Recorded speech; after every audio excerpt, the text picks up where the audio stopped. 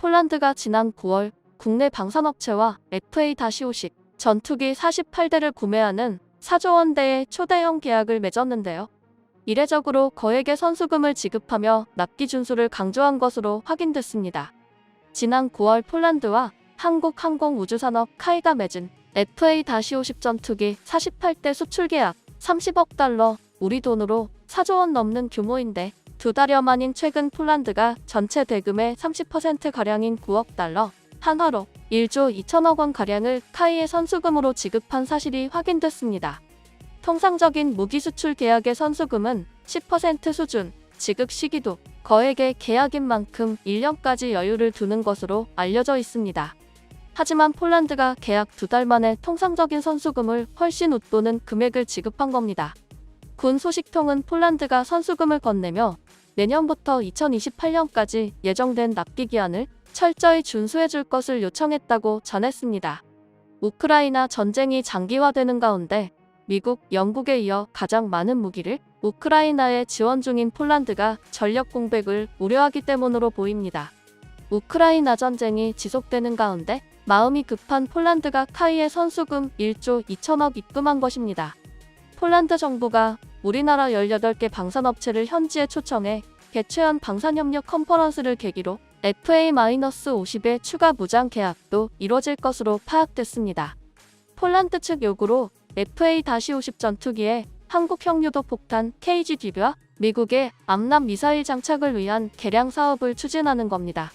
FA-50 조종사 양성용 국제비행학교 설립과 정비체계 추가 수출도 구체적으로 논의될 것으로 알려졌습니다. 폴란드 공군의 요구를 반영해 한국항공우주산업이 납품할 FA-50의 EOCP의 형상은 현존하는 최고 사양의 FA-50의 50성능 개량 형상이 될 전망입니다. 공중급 요기능을 통한 항속거리 증대, 능동 위상 배열 레이더, 공대지, 공대공, 무장 업그레이드 등이 적용됩니다.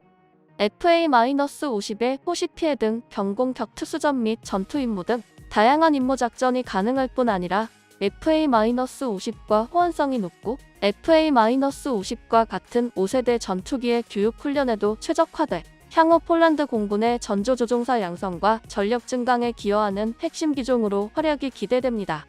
한국항공우주산업은 이번 계약을 계기로 폴란드 내에 물류 허브를 짓고 유럽의 사후 세대 전투기 조종사 훈련 소유를 충당하기 위한 국제 비행훈련학교 운영도 단계적으로 추진할 계획입니다. 물류학원 설립을 위해 한국항공우주산업과 폴란드 정부는 형제업체가 참여하는 공동실무단을 구성해 시장 조사를 진행할 예정인데요. 물류허브가 설립되면 FA-50 운영 효율성 및 가동률 향상은 물론 현지의 항공산업 성장 일자리 창출 등 폴란드 경제 활성화에도 기여할 것으로 기대됩니다. 또한 한국항공우주산업은 폴란드 현지의 국제 비행훈련학교 설립을 위한 양국 간 협의체를 만들어 폴란드 공군 조종사는 물론 유럽 전체 조종사 양성에도 기여하겠다는 방침입니다. 폴란드의 한국무기 쇼핑은 여기서 그치지 않았는데요. 폴란드가 한국이 개발 중인 KF-21을 폴란드 내에서 한국과 공동 생산할 것이란 전망이 외신을 통해 나왔습니다. 이미 FA-50 도입 계약을 체결한 폴란드가 KF-21을 추가 도입할 것이란 기대가 커졌다는 평가를 받고 있죠. 동유럽 매체인 비셰그라드 24 등에 따르면 폴란드 여당인 법과 정의당의 미하우 야흐 의원은 최근 한국의 4.5세대 전투기 KF-21이 폴란드 개량형으로 폴란드 내에서 공동 생산될 가능성이 높다고 말했습니다. 야흐 의원은 폴란드 여당의 3선 의원으로 국방위원회 의장을 지내 이번 발언에 무게가 실리고 있으며 폴란드 정치권 내에서 KF-21 도입 관측이 제기된 것은 이번이 처음이죠. 지난 9월 한국항공우주산업은 폴란드와 30억 달러 규모의 FA-50 전투기 48대 수출 계약을 체결했습니다. 당시에도 폴란드 공군의 요구를 반영해 성능 향상 개량형으로 폴란드에 판매하기로 협의한 것으로 전해졌죠. KF-21의 폴란드 수출이 실제로 이루어지면 역시 성능이 개량된 형태로 생산될 가능성이 높다는 평가입니다. 다만 이와 관련해 KF-21 제작사인 카이는 회사와 협의된 내용이 아니다며 사실이 아니다고 일단 부인했죠. 우크라이나 전쟁 이후 폴란드는 한국의 다연장 로켓, 천모까지 도입하는 등 추가 무기 구매를 이어가고 있습니다. 폴란드는 전투기뿐 아니라 전차도 개량형인 K-2PL 생산을 원하고 있죠. K-2PL은 바퀴축을 기존 6축에서 7축으로 늘려 크기가 커질 것으로 예상됩니다. 한국의 대박난 무기 수출에 미국을 이어 시기 질투하는 나라가 있는데요. 바로 중국입니다.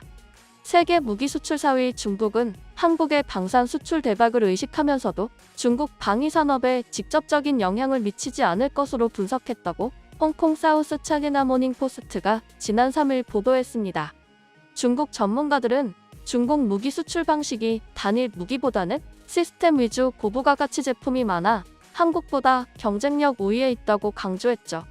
중국 군사 칼럼니스트 다이바는 중국 주하이 에어쇼는 기록적인 400억 달러 수출 계약을 맺으면서 중국 무기 수출에 새로운 경향을 보여주었다며 중국 방산업체 K식은 드론 대항 시스템, 노린코는 차세대 전투여단 표준을 각각 수출했다고 밝혔습니다.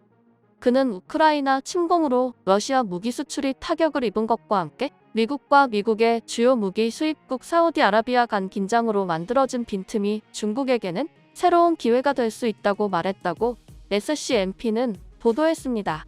한국의 방산 수출 대박 기세를 중국 전문가들은 어떻게 보고 있을까요? 한국은 지난 11월 말 현재 무기 수출액은 170억 달러로 현재 협상 중인 2건의 계약이 성사되면 사상 최고인 200억 달러를 넘어 중국을 제치고 세계 무기 수출 4위를 차지할 수도 있다고 해당 매체는 산업연구원 보고서를 인용해 보도했죠.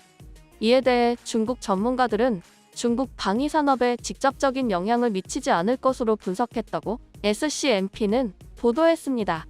가장 큰 이유로 양국 무기 수출 시장이 다르다는 점을 들었죠. 스톡홀름 국제평화연구소에 따르면 중국의 주요 고객은 남아시아와 아프리카입니다. 유럽에서 중국산 무기를 산 나라는 한 곳도 없다고 하죠. 지난해 중국 무기 판매량의 70%가 파키스탄으로 갔고 2위는 아프리카 나이지리아였죠. 반면 한국의 무기 수출은 2016년부터 2020년까지 영국, 필리핀, 인도네시아 순이었습니다. 그러나 올해 한국산 무기 최대 고객은 폴란드로 전차 980대, 자주포 648문, 경공격기 48대 등 100억 달러 이상을 구매했죠. 숭중핑 중국 군사평론가는 한국은 중국보다 미국의 무기 수출에 영향을 많이 주고 있다며 미국이 급증하는 수요를 감당할 수 없어 긴급한 주문이 한국으로 가고 있고 한국은 미국 기술이 들어간 첨단 무기를 보다 빨리 제공할 수 있다고 밝혔다고 SCMP는 보도했죠. 그는 한국 무기의 핵심 시스템은 미국이 제공하거나 미국 면허를 받은 것이라며 한국산 무기 수출 증가세는 상한선이 있고 그것은 미국 공급업체의 손에 달려있다고 말했다고 해당 매체는 전했다고 합니다.